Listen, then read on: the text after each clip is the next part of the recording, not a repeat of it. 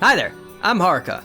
Recently, something incredible happened. Komi-san got an anime, and so did Uzaki-chan and Nagatoro-san. I mean, this season we've even got a Sono Bisque-doll anime. I mean, these are anime that I don't think anybody was expecting was gonna get anime adaptations anytime soon. I mean, their mangas were incredibly popular, and then they finally got anime, which, you know, it felt like it wasn't gonna happen for a while. I mean, I'm just talking about the Komi anime, because nobody thought that was gonna happen. I mean, I'm pretty sure Tadano confessed to Komi before an anime adaptation was announced. Anyway, last year I did a video about Cool Girl Manga, and by now a lot of those manga are actually getting anime adaptations. I already mentioned Sono Bisque-doll, but all of them are getting adaptations except for one. Yancha Gal no Anjou-san, which is a shame because it is absolutely my favorite. If you go back to that video, I talk about how much it's my favorite. So let me give you my case for why Anjou-san deserves an anime adaptation. Seto is your usual protagonist-kun, and Anjou-san is your usual teasing Gyaru. Anjou sits in front of Seto and bothers him out a lot after class. She's not annoying like Uzaki or mean like an Nagatoro. Anjou is just trying to be friends with Seto, who is a bit fun to mess with. Anjou doesn't approach Seto with any malice. In fact, she's very open about the fact that she cares about him from the very beginning. They do things together, they go places together, it's just a slice of life romance. But the key is that Seto never thinks that Anjou is serious about him. Same goes for Seto's friend, who develops a crush on Toyota, Anjou's friend. I just realized, that's the first time I said that out loud, and wow, Toyota. Seto struggles mentally with being just an average dude around such an amazing girl, but Anjou refuses to let him feel sad about it. She obviously cares about him and invites him everywhere. She doesn't just invite him, but she asks him what he wants to do and then pushes him to take the chance to do it. Now, let's think about the landscape of anime for a second. Obviously, Cool Girl Manga. I mentioned earlier that a lot of these have been adapted recently. It's a growing genre that deserves eyes on it. It's also just always got the best visuals and the best stories. Character growth and character drama is some of the most fun you can have while consuming media, and this has a lot of it.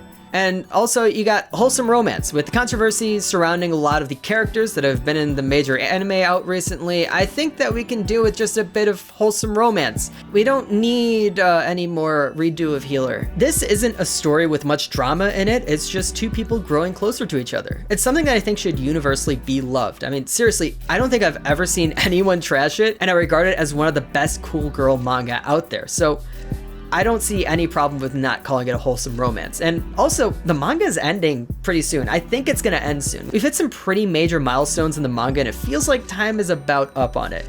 I think that it'd be really great to get an adaptation soon, because not a lot of finished manga get adaptations.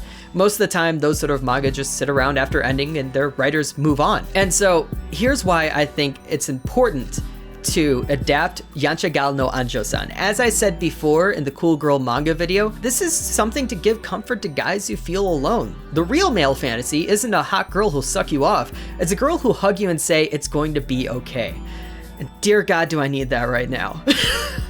Seto's journey and struggle with his own self-esteem is something that I think a lot of men can relate to. Seeing someone finally finding happiness in another person is just a beautiful thing. And also, the girls are a lot more than who they appear to be. I mean, Anjou may seem like the sort of manic pixie dream girl type beat, except anime version, but she has her shit together more than Seto. She's working to become a beautician to take over her mother's shop. Toyota seems like the traditional cool beauty, but she has a deep love for cute and fluffy anime things. She even seeks help from Seto's friend, who is a big otaku, who then tells her, "I love boobs."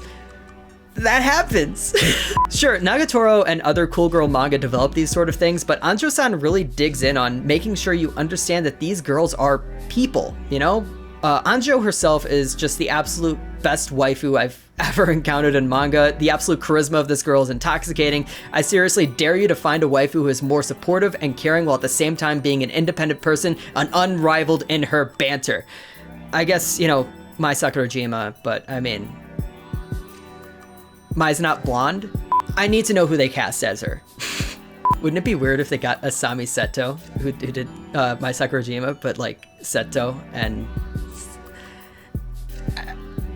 Basically, I just want you to read Anjou-san, and then I want an anime studio to make the adaptation. I know that I talk trash on Battle Shonen, so this won't mean much, but please just take a pause on whatever isekai light novel you're working on and just make this instead.